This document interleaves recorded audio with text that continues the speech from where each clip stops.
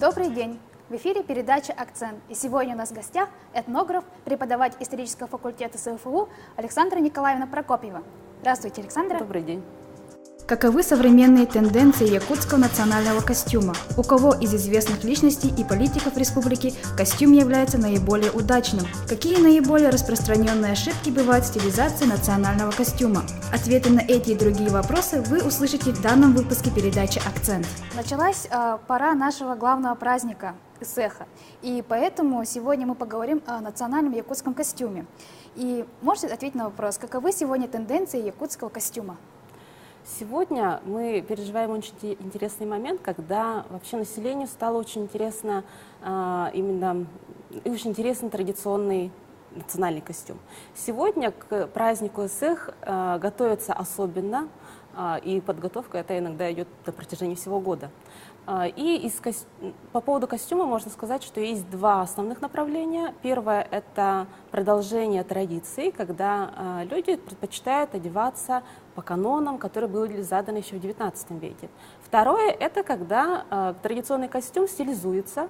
Это больше характерно для молодого поколения, для среднего возраста, когда хочется, видимо, внести что-то интересное и добавить что-то свое. Кого из политиков или известных личностей республики вы бы выделили, и чей костюм является интересной и удачной стилизацией якутского национального костюма?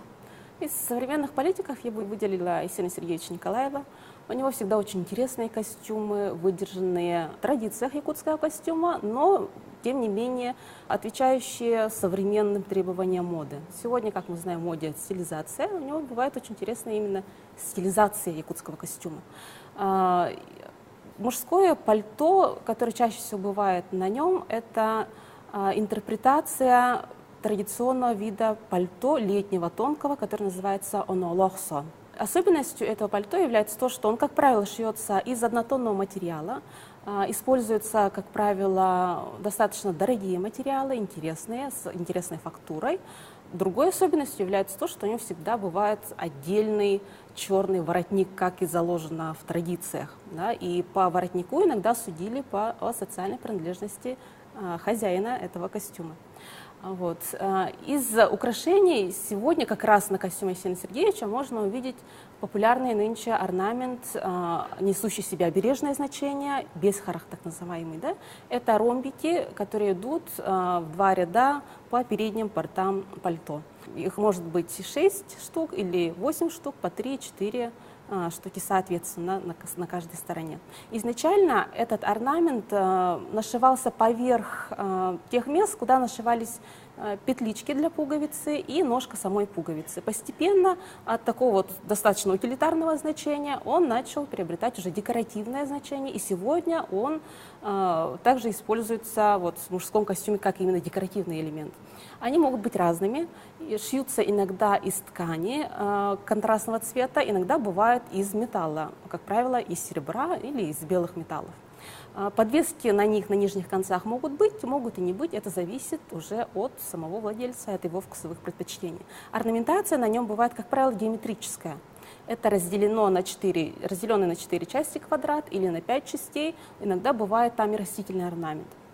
По поводу орнаментации скажу, что еще на поясе бывает очень красивый орнамент, да, и вообще мужской пояс – это показатель, опять-таки же, своего владельца.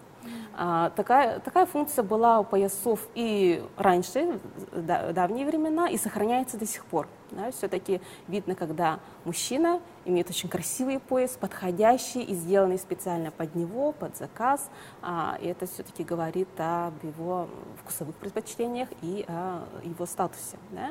И, пожалуй, вот пояс и орнаментация этих обережных деталей, да, это единственные части, куда могли наноситься растительные орнаменты в контексте мужского гардероба, потому что чаще всего растительный орнамент все-таки присущ именно женскому гардеробу, потому что оно связано с плодородным началом.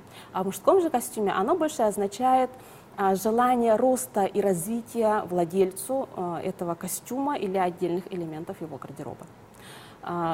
Также вот на костюме Есенина Сергеевича на верхней части, на плечах, можно наблюдать отдельные вставки из контрастного материала и отделанные металлическими нашивками. Да? Вот эта часть пришла немножко из другого костюма, который называлась катылахсон. Опять-таки же летнее нарядное пальто, оно бывает и мужским, и женским, отличалось только контрастностью и богатством убранства. Мужской костюм, как правило, он бывает более сдержанным и менее контрастным, но тем не менее такие вставки по подолу, по бортам и по плечам костюма иногда встречаются. И вот эта вставка на плечах костюма, она наблюдается даже в костюмах 17 века, так что здесь мы можем видеть такую некую связь с архаичными, древними, более древними традициями. Вот. Также из особенностей, можно сказать, это оборки, фалбары, так называемые, да, оборки рукавов. Раньше это делалось для того, чтобы защитить ткань костюма вот в этих местах, чтобы оно дольше прослужило хозяину. Постепенно объем рукава начал служить показателем уже материального достатка своего хозяина, потому что в старину достать большое количество дорогого материала было достаточно проблематично. И, соответственно, если ты можешь себе позволить потратить большое количество ткани на рукав, соответственно, у тебя соответствующее материальное положение. Поэтому весь костюм, он говорил о таких особенностях его владельца. Да? Вот. Интересно, также в костюме Есенина Сергеевича можно отметить обувь. Как правило, обувь, сегодня, во всяком случае, к обуви не совсем такое большое внимание уделяет, иногда могут обойтись обычной обувью, туфлями, может быть, более нарядными, да? Но все-таки костюм, он целостный вид приобретает только когда он полностью надет на человека, начиная от головного убора и заканчивая обувью, конечно же, да? Сегодня, конечно, такая же обувь, как в XIX веке, она не шьется, потому что уже не отвечала бы современным требованиям. Сейчас это больше сапоги, стилизованные под национальную обувь. Да? И сохраняются вот эти на передние, на носке контрастная обязательно полоска. Раньше она несла в себе технические особенности шитья обуви. Сегодня это как декоративный элемент используется. Верхняя оторочка, беля так называемая, да? На мужской обуви, конечно, бывает более скромным. Это геометрические какие-то орнаменты могут быть вышитые или сделаны из металла. Сегодня мы видим разные вариации. Могут быть и из кожи они сшиты. И мужская обувь сегодня тоже заслуживает особого интереса и требует своего дальнейшего развития. Раньше по обуви можно было узнать о степени стильности, щегольства мужчины, который носит эту обувь. Вот завязки, которые завязывались вокруг щиколотки, они могли достигать до 1,5 метра в длину для того, чтобы его владелец мог красиво, по-особенному завязать этот самый шнурок вокруг щиколотки. И от того, насколько интересно завязано, можно было судить как раз о щегольстве, и это был такой элемент, когда на празднике, особенно на эсэхе, мужчина мог показать, что настолько он интересный и стильный мужчина. Сегодня во многом все равно традиции якутского национального костюма сохраняются, да, и здесь, конечно, я думаю, большую роль играют наши известные люди, наши политики в том числе, потому что все равно они задают некий тон костюма, особенно мужскому. Если женский костюм все равно так или иначе очень разнообразен и очень зависит от вкусовых предпочтений женщины, то мужской костюм, он все равно сохраняется более сдержанным и более подверженным канонам. И поэтому известным, знаковым людям, мне кажется, нужно о костюмах задумываться еще и в том смысле, что они все-таки не диктуют, может быть, моду, но, тем не менее, служат примером удачных стилизаций.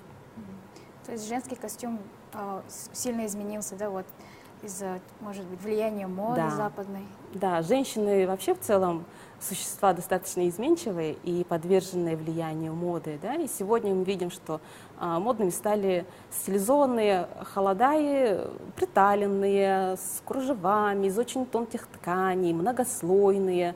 и так далее, да, но они не являются традиционными. Это как раз есть стилизация, и здесь очень многое зависит от именно вкуса самой женщины, и что ей хочется выразить своим костюмом. Александра Николаевна, вот вы сейчас отметили вот удачные примеры стилизации, да, в современной якутской национальной одежде. А есть ли какие-нибудь грубые ошибки, которых не стоит совершать? Отмечали вы как эксперт? Да, к сожалению, могу отметить и не очень удачные примеры стилизации, да, но здесь во многом зависит от незнаний вообще костюма традиционного, истоков и канонов якутского костюма. Можно привести такой пример, когда в целом костюм, образ этого костюма не соответствует возрасту человека, его цветовая гамма не совсем является удачной, скажем так. Да? Из последних примеров я могу сказать о том, что, вот, например, шьют платья холодай стилизации, приталенные, но его декоративное оформление, особенно в верхней части, уж слишком отсылает к костюму казаков европейской части России, да, и тут уже совершенно другой облик костюма появляется.